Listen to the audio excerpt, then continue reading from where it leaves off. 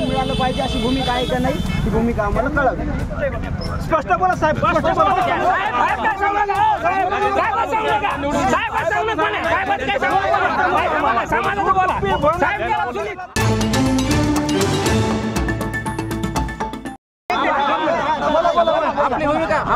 साहेब नका, साहेब नका, साहेब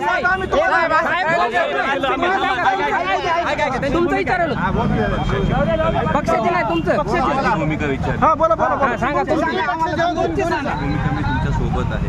आमच्या सोबत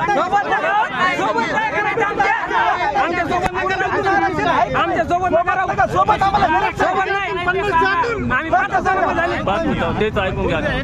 काय आश्वासन दिलंय ते माननीय मुख्यमंत्र्यांनी जाहीर करून आपण आधीच सांगितलं आपण त्याच्या सोबतच आहोत.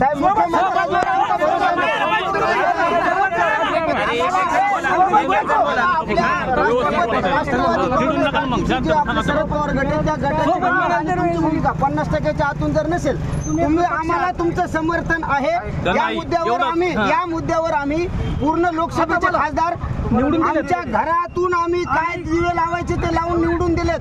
आमची भूमिका आहे की तुम्ही स्पष्ट करा नाही तर मराठीच्या जीवावर पोळ्या भाजणं बंद करा. मग आम्ही आमचा निर्णय घेऊ. आमदार साहेब एवढी भूमिका समाजासोबत नाही तर नको साहेब.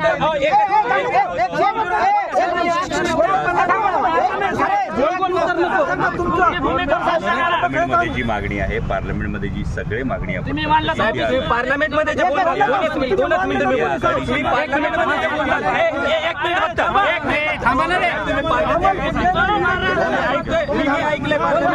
पवार साहेबांच्या 15 दिवसाखाली मराठ्यांना आरक्षण भेटलं पाहिजे. 2 मिनिटं थांबा फक्त 2 मिनिटं. अरे 2 मिनिटं फक्त. मी पार्लमेंटमध्ये तुमचं भाषण ऐकलेलं आहे. त्या पार्लमेंटच्या भाषणमध्ये आपण म्हणलात की मराठ्यांना आरक्षण भेटलं पाहिजे परंतु 50%च्या वर भेटलं पाहिजे. हे तुमचं वक्तव्य आहे. आम्हाला ते मान्य नाही. तुम्ही पक्षाची स्पष्ट भूमिका घ्या.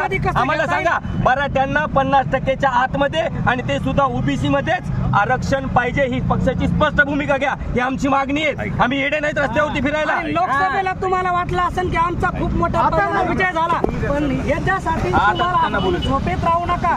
येणाऱ्या विधानसभेला तुमचं सगळ्यांना झालं असेल तुमच्या सगळ्यांच्या पार्लमेंटमध्ये जी भूमिका पार्लमेंटमधली जी भूमिका आहे पार्लमेंटमध्ये इंडिया आघाडीचीच एक पूर्ण भूमिका आहे जी जाती निहाय जनगणनेची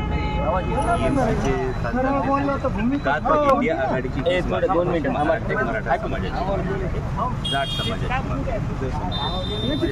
निहाय जनगणना कॉन्स्टिट्यूशन अमेंडमेंट करूनच 50%च्या पुढे आरक्षण जाऊ.